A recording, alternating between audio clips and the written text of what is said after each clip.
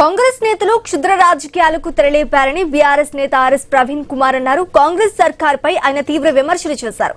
మాజీ మంత్రి హరీష్ రావుపై నిరాధార ఆరోపణలు చేస్తున్నారని, గాంధీ భవన్ ను గ్రహచార భవన్ గా మార్చారని అన్నారు. హరీష్ రావు డేటా కలెక్ట్ చేయడానికి మహేష్ గౌడ్ ఎవరిని ప్రశ్నించారు. హిందూ సమాజానికి కాంగ్రెస్ నేతలు క్షమాపణ చెప్పారని, లేకపోతే తీవ్ర పరిణామాలు ఉంటాయని హెచ్చరించారు ఆర్ఎస్ ప్రవీణ్.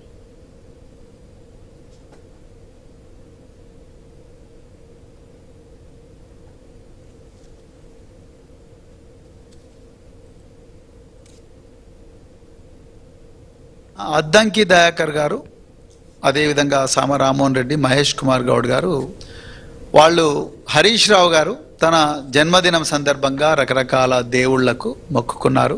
ఆ దేవుళ్లకు మొక్కుకునే సందర్భంలో వారు క్షుద్ర పూజలు కూడా చేశారు అని చెప్పి వారు చాలా తీవ్రమైన ఆరోపణలు చేశారు. హిందూ సమాజానికి క్షమాపణ చెప్పండి. ఒక శివభక్తుడిగా, ఒక శైవ క్షేత్రంలో పుట్టిన బిడ్డగా మా మనోభావాలు దెబ్బతిన్నాయి. అద్దంకి దయాకర్ లాంటి జుగుప్సాకరమైన భాషను వాడే సంస్కృతి మాకు లేదు. మీ గాంధీ భవన్ను గ్రహాచార భవన్గా మార్చి మహేష్ కుమార్ గౌడ్ మాంత్రిక కుమార్ గౌడ్గా మారి, మీరు మాంత్రిక తాంత్రిక గౌడ్గా మారి ఇలా మీరు అవమానించారు. కాంగ్రెస్ నేతలు క్షుద్ర రాజకీయాలకు తెరలేపారని బీఆర్ఎస్ నేత ఆర్ఎస్ ప్రవీణ్ అన్నారు. కాంగ్రెస్ సర్కార్పై ఆయన తీవ్ర విమర్శలు చేశారు. మాజీ మంత్రి హరీష్ రావుపై నిరాధార ఆరోపణలు చేస్తున్నారని, గాంధీ భవన్ ను గ్రహచార భవన్ గా మార్చారని అన్నారు. హరీష్ రావు డేటా కలెక్ట్ చేయడానికి మహేష్ గౌడ్ ఎవరిని ప్రశ్నించారు.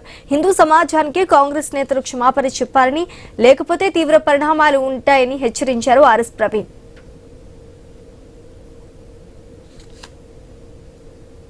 అద్దంకి దయాకర్ గారు, అదేవిధంగా సామ రామ్మోహన్ రెడ్డి, మహేష్ కుమార్ గౌడ్ గారు వాళ్ళు హరీష్ రావు గారు తన జన్మదినం సందర్భంగా రకరకాల దేవుళ్లకు మొక్కుకున్నారు.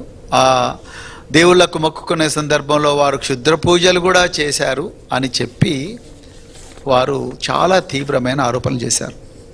హిందూ సమాజానికి క్షమాపణ చెప్పండి. ఒక శివభక్తుడిగా, ఒక శైవ క్షేత్రంలో పుట్టిన బిడ్డగా మా మనోభావాలు దెబ్బతిన్నాయి.